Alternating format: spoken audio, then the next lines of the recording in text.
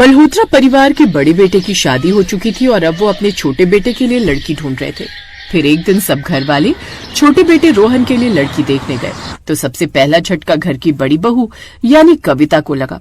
लड़की जैसे ही नाश्ते से भरी ट्रे लेकर अपने ससुराल वालों के सामने आई तो कविता ने झट से कहा, अरे मीना, तुम यहाँ कैसे? अरे बहू, कैसी बात कर रही हो? जिसे देखने आए हैं वो यहाँ नहीं होगी तो कौन होगा? यही तो है जिसे हम अपने रोहन के लिए देखने आए हैं। क्या? अरे माँ जी, ये तो मेरे ही ऑफिस में काम करती है। क्या? जी माँ जी, और अच्छा ही है ना, हम दोनों पहले ही ऑफिस में ही दोस्त हुआ करते थे। अब तो हम एक दूसरे की जेठानी देवरानी बनने जा रहे हैं, खूब मजा आएगा। दोस्त का लफ्ज सुनकर कविता ने सोचा कि हमारी इतनी अच्छी बनी नहीं ऑफिस में। खैर, शायद देवरानी जी मेरे लिए अच्छी साबित हो। रिश्ता पक्का हो गया और फिर शादी होकर वो मल्होत्रा परिवार में आ गई थी। शुरू में तो ऑफिस जाने से पहले दोनों देवरानी जेठानी घर का सारा काम करके जाती थी। दिल्ली के एक कॉर्पोरेट ऑफिस में सुबह की हलचल थी। तभी लिफ्ट से दो औरतें साथ में बाहर निकली, कविता और मीना। दोनों के चेहरे पर मुस्कान थी पर आंखों में एक अजीब सी खींचतान। मीना, आज मीटिंग में जरा ध्यान रखना, क्लाइंट को मैं संभालूंगी, तुम बस रिपोर्ट्स अपडेट कर देना। बिल्कुल भाभी, रिपोर्ट तो मैंने कल ही फाइनल कर दी थी, आप शायद देख नहीं पाई। अब अच्छा, हाँ देखा था, बस मैं डबल चेक कर लूंगी। दोनों अपने अपने केबिन में चली गई। ऑफिस में सब जानते थे कि ये दोनों सिर्फ रिश्ते में नहीं बल्कि पोजीशन में भी एक दूसरे की राइवल हैं। और उससे भी बड़ी बात, शादी के कुछ दिन बाद किस्मत ने दोनों को एक ही प्रोजेक्ट में डाल दिया, स्काईलाइन बिल्डर्स प्रोजेक्ट। और आज उनकी मीटिंग थी। कुछ समय बाद कॉन्फ्रेंस रूम में senior manager Mishra sir meeting ले रहे थे। कविता जी, क्लाइंट को ये प्रेजेंटेशन बहुत पसंद आई, लेकिन कुछ डेटा मिसिंग है। मीना, तुम देख सकती हो? जी सर, ये डेटा मैंने कल रात मैडम को भेजा था, शायद मेल स्पैम में चला गया हो। ओह अच्छा, लेकिन मुझे तो मिला नहीं। ऐसे कैसे नहीं मिला जेठानी जी? कल रात को जब खाना खाकर अपने कमरे में आप आराम से पसरने जा रही थी तब भी मैंने आपको याद दिलवाया था कि मैंने आपको भेज दिया है, और आपने कहा भी था कि ठीक है मैं चेक कर लूंगी। आप खुद तो आराम से सोने चली गई, लेकिन मुझे अकेले रात में बर्तन धोने पड़े। हाँ तो जब दिन में तुम बड़े मजे से ये कहकर कि मेरा फेवरेट सीरियल निकल जाएगा तब किचन से चली गई थी, तब मैंने तो तुम्हें कुछ नहीं कहा। उनकी ये बातें सुनकर मिश्रा सर बोले, अरे ये तुम कहाँ की बात कहाँ लेकर जा रही हो? माना कि अब तुम देवरानी जेठानी हो, लेकिन इसका मतलब ये नहीं कि तुम कुछ भी बोलो और हम सुन लेंगे। और कविता, तुमने मेल चेक क्यों नहीं की? सर मैं एक बार फिर चेक कर लूंगी। ठीक है, अगली बार दोनों थोड़ा कोऑर्डिनेशन रखिएगा, आप दोनों तो एक ही टीम है। मीटिंग खत्म होते ही कविता का चेहरा तन गया। मीना, अगर तुमने काम भेजा था तो सीधा मुझे बता सकती थी, मैं यहाँ बैठी हूँ, कोई जूनियर नहीं हूँ तुम्हारी। भाभी, मैंने व्हाट्सएप पर भी मैसेज किया था, शायद आपने देखा नहीं। हाँ, तुम्हें तो हमेशा सही रहना है ना, चाहे वो ऑफिस हो या घर, तुम तो कभी गलत हो ही नहीं सकती, है ना? जब से आई हो बस सासू माँ को तुम्हारे ही हाथ का खाना अच्छा लगता है। कहती है मीना बहू क्या हलवा बनाती है, जैसे कि मेरा बनाया हुआ हलवा तो कड़वा होता है ना। जेठानी जी, आप कौन सी बात लेकर बैठ गई? चुप कर तू, अच्छे से जानती हूँ मैं तुझे, तू ना ज्यादा शरीफ बनने की कोशिश मत कर। मीना ने कुछ नहीं कहा, बस मुस्कुराकर अपने केबिन में चली गई। सारा दिन काम करने के बाद शाम को जब दोनों घर लौटी तो सास ने मुस्कुराकर पूछा, कैसा रहा आज ऑफिस? सब अच्छा रहा माँ, बस काम थोड़ा टाइट है। हाँ, मीना बहुत मेहनत कर रही है, रातों रात स्टार बन जाएगी। अरे ऐसी क्या बात कह दी तुमने? कुछ नहीं माँ जी, बस ऑफिस में कुछ बातें होती रहती हैं। तो ऑफिस की बातें ऑफिस में ही छोड़कर आया करो बहू, घर में तुम दोनों देवरानी जेठानी हो तो उसी तरह प्यार के रिश्ते से रहो। हाँ, जैसे कि ये घर की बातें ऑफिस में लाती नहीं ना। मीना अब चुप रही, पर उसने मन में ठान लिया कि अब साबित करके रहूंगी कि मैं किसी से कम नहीं। कुछ देर बाद खाना बनाने की तैयारी करने लगी। मेरा आज धनिया पुदीने की चटनी खाने का मन है, सब्जी के साथ वो भी बना लेना। सब्जी बन जाए मुझसे वही बड़ी बात है, और कुछ नहीं बनता मुझसे। जैसे आप थक गई हैं वैसे ही मैं भी थक गई हूँ। जेठानी हो तेरी, जो कहा है ना उसे मान लिया कर। हाँ, ऑफिस में सीनियर है तो मान लूं, घर में रिश्ते में छोटी हूँ तो आपकी बात मान लूं, मतलब मेरी खुद की तो कोई वैल्यू ही नहीं है ना। हाँ नहीं है, अच्छा ये बात है, तो मैं भी नहीं बनाने वाली कोई चटनी वटनी, आप खुद ही बना लो। हाँ तो रहने दे, कोई एहसान नहीं चाहिए, खुद ही बना लूंगी। पहले जहाँ दोनों देवरानी जेठानी में ठीक ठाक प्यार था, वहीं अब दोनों में कुछ खास नहीं बनती थी। समझती क्या है जेठानी जी खुद को, बड़ी है मतलब कुछ भी सुनाएंगी।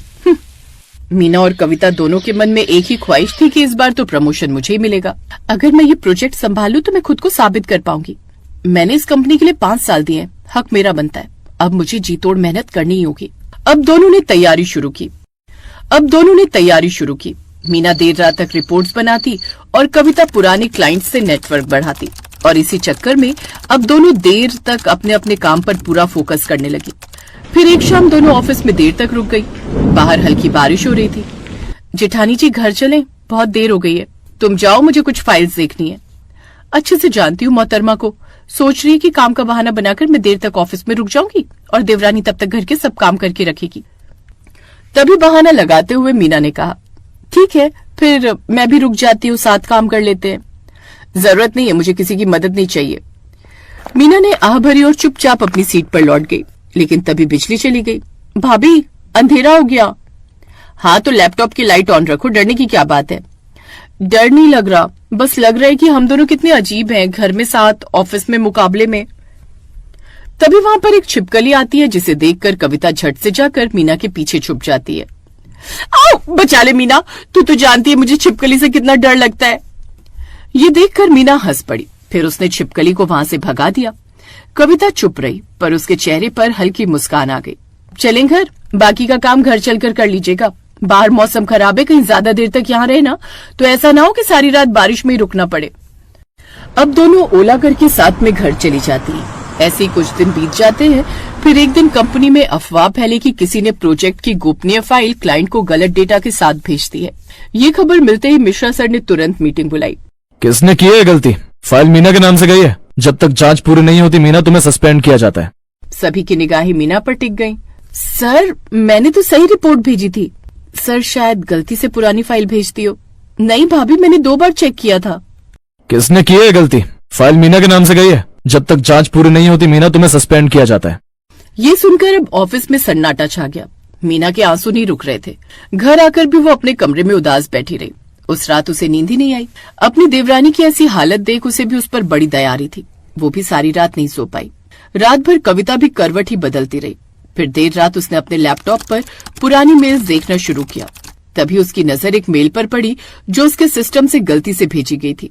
ये वही फाइल थी जो क्लाइंट को गलत डेटा के साथ दी गई थी। ये देख कविता के हाथ कांप गए। हे भगवान, ये गलती मुझसे हो गई और इसकी सजा मीना को मिल गई। सारी रात इसी पछतावे में कविता सो नहीं पाई। फिर अगली सुबह वो जैसे ही ऑफिस पहुंची तो मिश्रा सर से मिलने गई। सर मीना निर्दोष है, वो फाइल मैंने गलती से भेज दी थी। मुझे इस बात का बेहद अफसोस है। बात लेकिन ऐसी है कि गलती आप कैसे कर सकती हैं?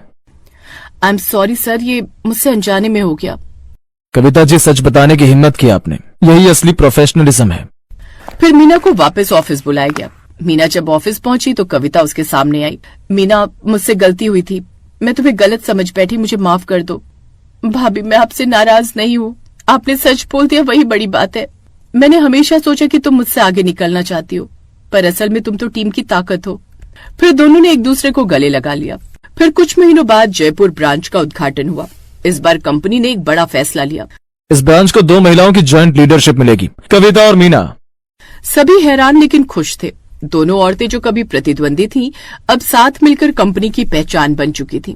अब ऑफिस भी हमारा है और भरोसा भी। हाँ, और सबसे बड़ी बात, हमने एक दूसरे को नहीं, खुद को जीत लिया है। दोनों देवरानी जेठानी एक दूसरे को देखकर मुस्कुरा पड़ी। कभी कभी प्रतिस्पर्धा रिश्तों को तोड़ देती है, लेकिन सच्चाई और आत्मस्वीकार ही रिश्तों को फिर जोड़ देती है। देवरानी जेठानी हो या कोई भी औरतें, जब साथ खड़ी होती हैं तो उन्हें कोई नहीं हरा सकता।